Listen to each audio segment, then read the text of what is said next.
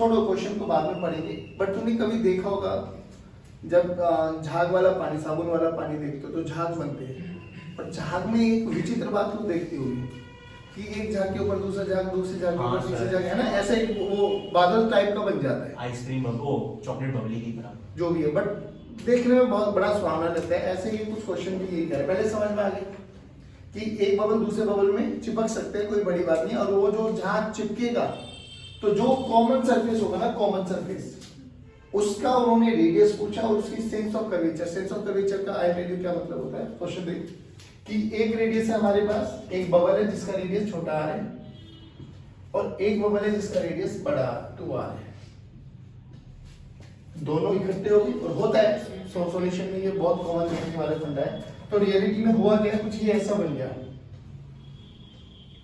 ठीक, और ये कुछ ऐसा बन गया, बन सकता है, कोई बड़ी बात नहीं। तो इन दोनों के लिए कॉमन सरफेस ये है। तो सेंस ऑफ कर्वेचर का मतलब समझे आप कि वो जो नया सरफेस बनेगा, क्या वो ऐसा बनने वाला है, क्या वो ऐसा बनने वाला है या वो ऐसा बनने वाला है, फर्स्ट, सेकंड एंड थर्ड। पहले तो ये समझ में आया। अगर वो बनना है तो उसका रेडियस भी निकालना है, रेडियस भी कैलकुलेट करना है। सिंपल, हमें एक चीज याद करनी थी, कल भी बताई थी, P concave minus P convex must be equal to 2tr 4tr 2tr, depends upon कि हम किसके बारे में बात करें। लिक्विड डॉट के बारे में बात करेंगे तो 2tr, एयर बबल के बारे में बात करेंगे तो 2tr, और बबल के बारे में बात करेंगे तो यहाँ पे बताओ क्या लगेगा, 40। सिंपल सा फंडा क्या है। अगर थोड़ा सा एनालाइज करने की कोशिश करें, इस पॉइंट को ये मान लो, इस पॉइंट को भी मान लो, डन है। आउटसाइड दोनों पे क्या है, एयर, तो यहाँ से हम प्रेशर लिखना आता है, बिल्कुल आता है, बोल बोल बोल बोल, P0 plus 4P bye R छोटा मान लेते हैं, इज इक्वल्स टू P। ये कल ही सिखाया लिखना, इधर आओ, P0 plus 4P by 2R, this is equals to P। और किसका प्रेशर इनसाइड ज्यादा है, ए का, किसका प्रेशर ज्यादा है, तो PA is greater than PB।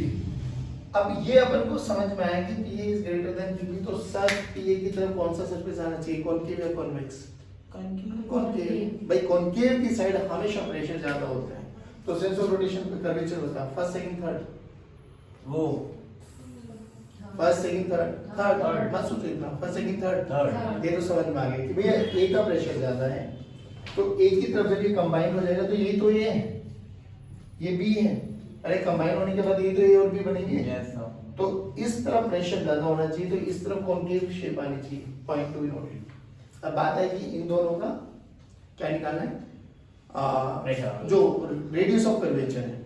चलिए अब उसके लिए क्या करें, फिर बड़ा सिंपल सा फंडा है। अभी बोलो PV माइनस PE, भाई इसका प्रेशर माइनस इसका प्रेशर, वही तो एक्सेस प्रेशर हुआ होगा, आया नहीं होगा, तो P concave minus P convex, this is equals to 40 by R common, जो भी इनका कॉमन सरफेस का रेडियस बनने वाला है, तो देख PA माइनस PB, सब चीजें कैंसिल आउट करो, क्या बनेगा। अच्छा इसको मैं R और R ना लेके अभी मैं अभी के लिए जनरल फॉर्मूला डिराइव कर दूं, R और R2 मान के बाद में अपन पुट कर देंगे ना, तो बोलो PA का प्रेशर बोल, P0 plus 4T by R1 minus concave minus convex, बोलो minus P0 minus 4T by R2, this is equals to, अभी एक नया बबल बन गया, बोल कितना, 4T by common radius R मान लेते हैं, कौन दिक्कत, P0 में P0 को देख 40 कैंसिल आउट हो गया, तो 1 by R1 minus 1 by R2, this is equals to 1 by R। क्या निकाल सकता हूँ R की वैल्यू, बोलो 1 by R is nothing but R2 minus R1 by R1 into R2, तो R की वैल्यू देखो R1 R2 bye R2 minus R1, बहुत वर्सेटाइल फॉर्म है बाबू, ये यूज करना, ये समझ में आया क्या, हाँ बोल भाई, नहीं क्या है एलसीएम के लिए बस डन है। अब आपको दो चीजें याद रखनी है, एक तो ये कॉन्सेप्ट और ये फॉर्मूला, जब भी दो बबल्स को इकट्ठा करोगे आप तो उनका जो कॉमन रेडियस आएगा that will B r1 r2 by r2 minus, अब पुट कर दो आप वैल्यू। r2 की वैल्यू क्या है, r1 r2 तो हो गया 2r², बोलो भाई yes sir 2r² divided by r2 कितना 2r माइनस r, तो r, तो r ने r को मारा तो 2r आंसर है। यानी जो भी ये कर्वेचर बनेगा उसका रेडियस 2r होता हुआ दिखाई देगा, यानी एक बड़ी ड्रॉ बन जाएगी ये पूरी की पूरी। नहीं आया समझ में, पक्की बात है। ये नहीं मतलब बड़ी ड्रॉप होगी क्या? 2r रेडियस की पूरी की पूरी ड्रॉ भी तो बन जाएगी। डन? हाँ बढ़ जाएगी। हाँ बिल्कुल, जो कॉमन रेडियस है जब इसका सेंस ऑफ रोटेशन पर ये तो पहले भी 2r इसका जो सेंस ऑफ रोटेशन आएगा that will be that will be equals to 2r। बात समझ में आ गई, that will be equals to, भाई कर्वेचर ऐसी है ना, तो इसका जो सेंटर आएगा वो यहाँ पर आएगा और यहाँ से यहाँ तक का रेडियस 2r हो जाएगा।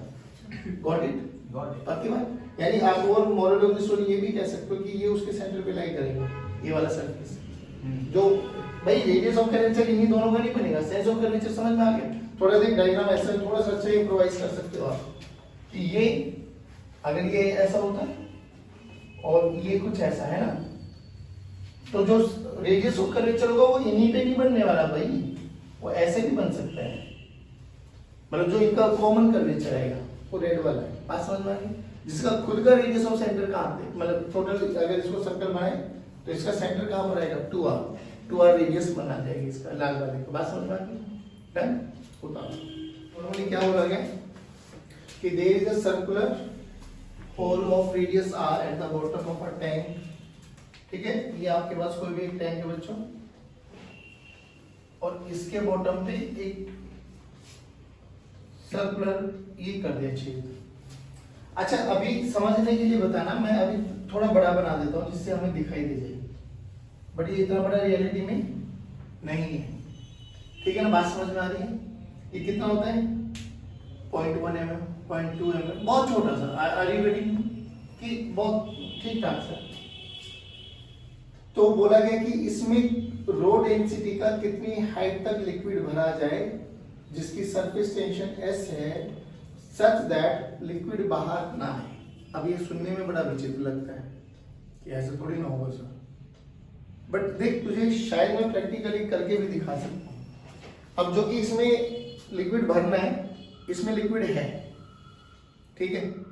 अब मैं इसको अगर मैं हाथ से दबाऊंगा तो वो समझ लेना जो यहाँ पे प्रेशर H रो G एक्ट करेगा वही प्रेशर ये भी मेरा हाथ भी एक्ट कराएगा। अगर मैं मेरे से पूछा जाए कि बिना प्रेशर लगाए निकल रहा है तो प्लीज ट्राई टू मैनेज कि हो सकता है, हाँ ऐसा पॉसिबल है और आप देखते भी हो। देख अभी निकल नहीं रहा है इसमें, देख देख देख देख धीरे धीरे देख, ये बात समझ में आ रही है? तो आप कितना प्रेशर बनाओ, आर यू गेटिंग मी? वो धीरे धीरे बाहर निकलेगा। मैं प्रेशर कम कर दूं तो फटाक से ऊपर चला जाएगा। तो उसने यही बोला है क्वेश्चन में कि कब तक, अब ये तो पक्की बात है जैसे इसमें पानी भरोगे वो धीरे धीरे ब्लज आउट होना स्टार्ट होगा, यानी वो ऊपरी सतह इसकी जो पानी यहाँ से निकल रहा होगा वो करीबन करीबन कुछ कुछ कुछ कुछ ऐसे बनता दिखाई देगा। आप पानी बढ़ाते चले जाओगे, ये धीरे धीरे अपना रेडियस बढ़ाता चला जाएगा, धीरे धीरे अपना रेडियस बढ़ाता चला जाएगा, बढ़ाता चला जाएगा, बढ़ाता चला जाएगा। एक समय ऐसा है कि परफेक्ट स्फेरिकल शेप ले लेगा। नहीं आया समझ में? और ये अभी तुम्हें दिखाई भी दे रहा होगा बारिश के मौसम में कि जब किसी भी पत्ते पे किसी भी चीज पे कहीं पे भी पानी अटक कर रह जाता है तो वो जैसे जो पुराने टैप होते हैं, नए टैप में तो देख एकदम एकदम जैसे नहाने के बाद बंद कर देते हो फटाक से वो टैप में पानी बंद हो जाता है। पुराने टैप में क्या होता है टिप टिप, और टिप टिप को देखो ध्यान से, नहीं टिप टिप बरसा पानी नहीं, और टिप टिप को देखो ध्यान से। जो एक टिप गिरेगी ना उसके बाद वो पूरा स्टाइल में आती है। पहले थोड़ा छोटा सा सर्कल मतलब हेमिस्फीयर बनाएगी, फिर थोड़ा और बड़ा, फिर धीरे और बड़ा, फिर और बड़ा, बढ़ाते बढ़ाते बढ़ाते बढ़ाते जब ये लगेगा ना भाई हाँ आप सफिशिएंट बन गया, वो फटाक से नीचे आना। हाँ सर, सेम केस वो भी कह रहा है कि भाई ठीक है मान लेते हैं कि किस लेवल तक, भाई वो लेवल यही हो सकता है जब ये पूरा का पूरा स्फेरिकल बॉल अपना कंप्लीट कर ले। अब चलो मान लिया हम लोगों ने h हाइट तक किसका होगा, जब तक वो पूरा स्फेरिकल बॉल कंप्लीट नहीं कर देता तो जब तक गिरेगी नहीं ना वो, मतलब जब तक इसके इनसाइड का प्रेशर वो वेट बढ़ता रहेगा बस वो, और जब हम लोग ने एक्सेस बढ़ा ही दिया वो पटाख से शूट मारेगा। अच्छा अब ये मान इनसाइड प्रेशर है और छोटी सी ड्रॉप करने वाले को इतना नहीं कि पूरा गुब्बारा बनेगा फुल के आएगा, नहीं इतना नहीं, अब सोचो क्या ये स्फेरिकल शेप बनेगी?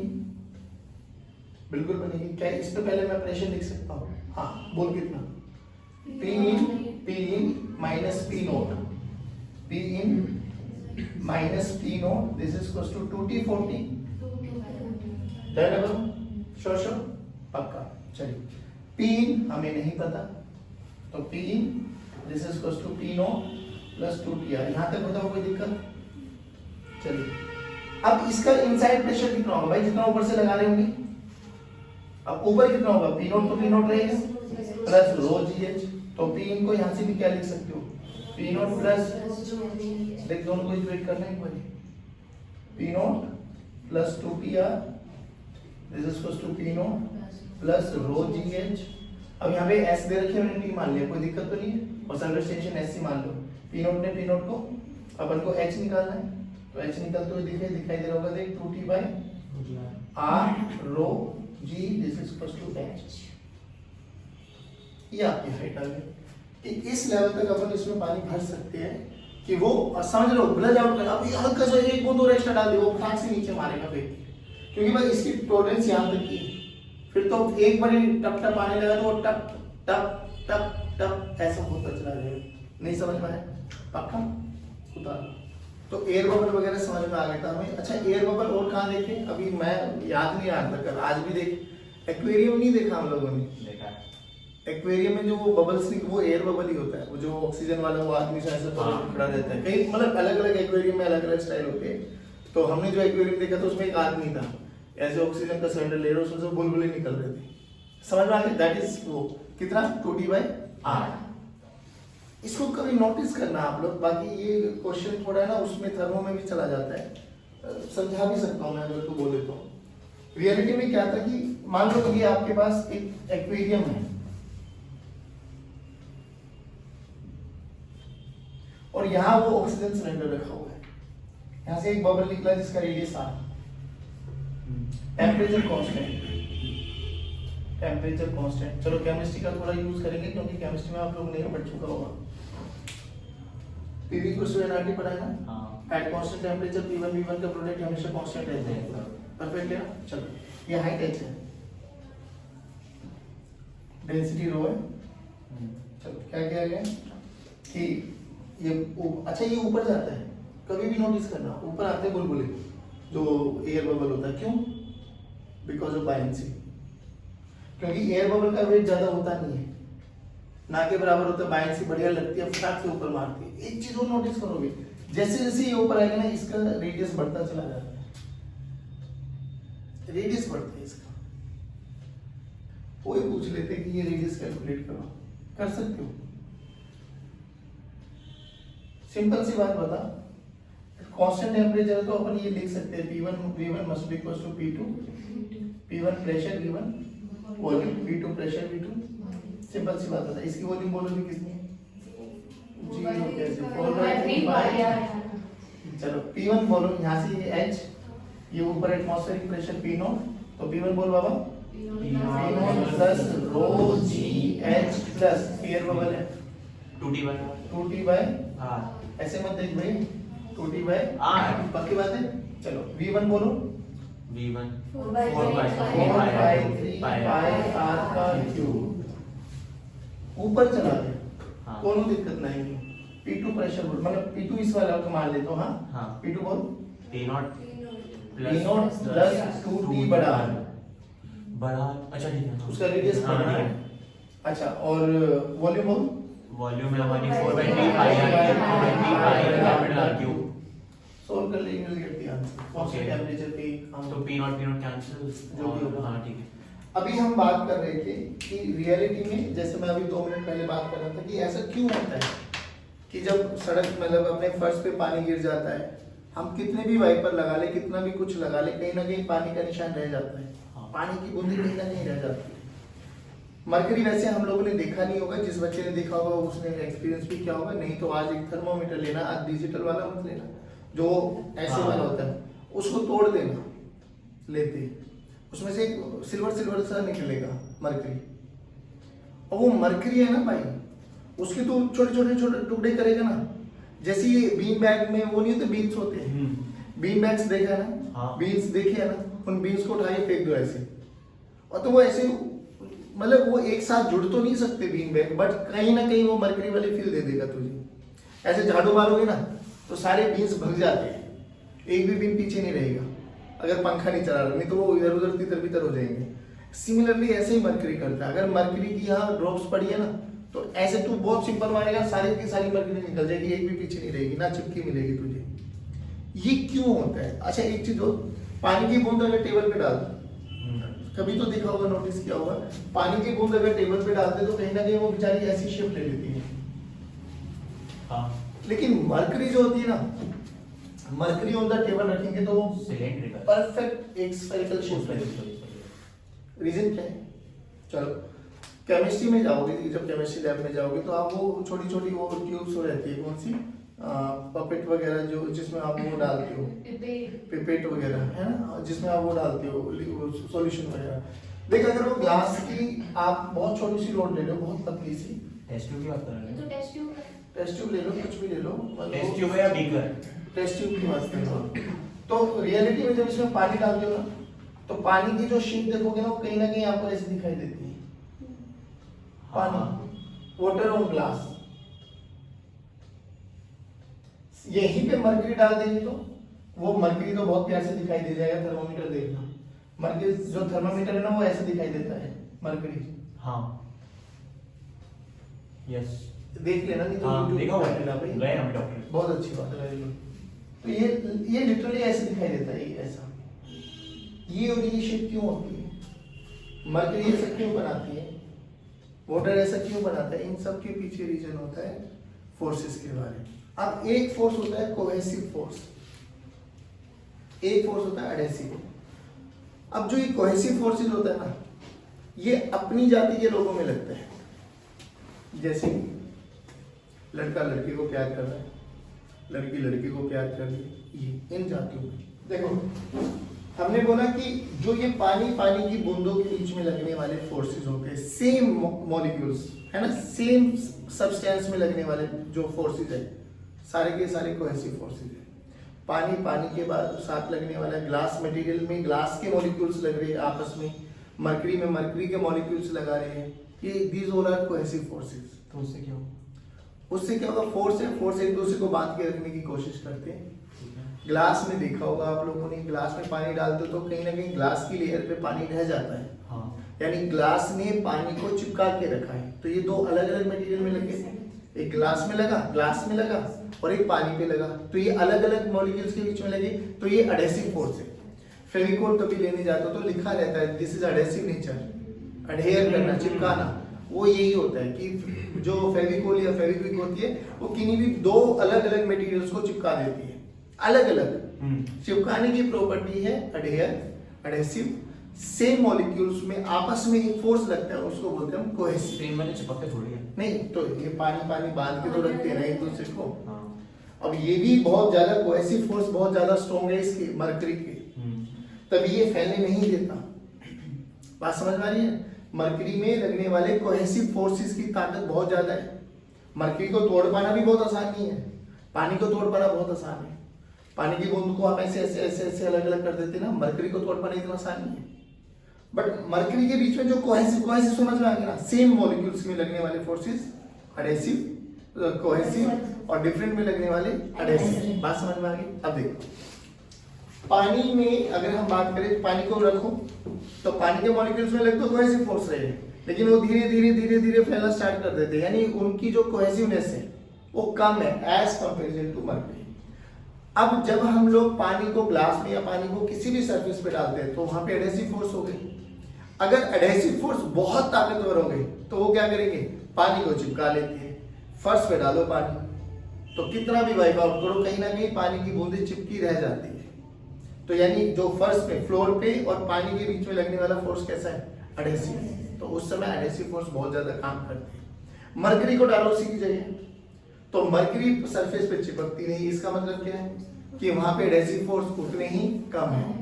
तो जो कोहेसिव फोर्स होगा, गीला करने की ताकत किस में है? पानी में तो है। तो पानी में कोहेसिव फोर्सेस कम है, मरकरी में कोहेसिव फोर्स ज्यादा है। तो फैलाएगा कौन? जिसमें कोहेसिव फोर्स कम होंगे। सिकुड़ के कौन रखेगा? जिसमें कोहेसिव फोर्स ज्यादा हो। बात समझ में आ गई? हाँ। तो जो कोहेसिव फोर्सेस कम है, दैट्स व्हाई पानी फैल जाता है, मरकरी फैलती नहीं है। बात समझ में? बहुत बेसिक सा बात है। सेम मॉलिक्यूल्स में लगने वाला फोर्स कोहेसिव, कोहेसिव अगर कम होगा तो वो फैलने देगा, कोहेसिव ज्यादा होगा तो वो फैलने नहीं देगा। और अलग अलग डिफरेंट मॉलिक्यूल्स में लगने वाला फोर्स एडहेसिव।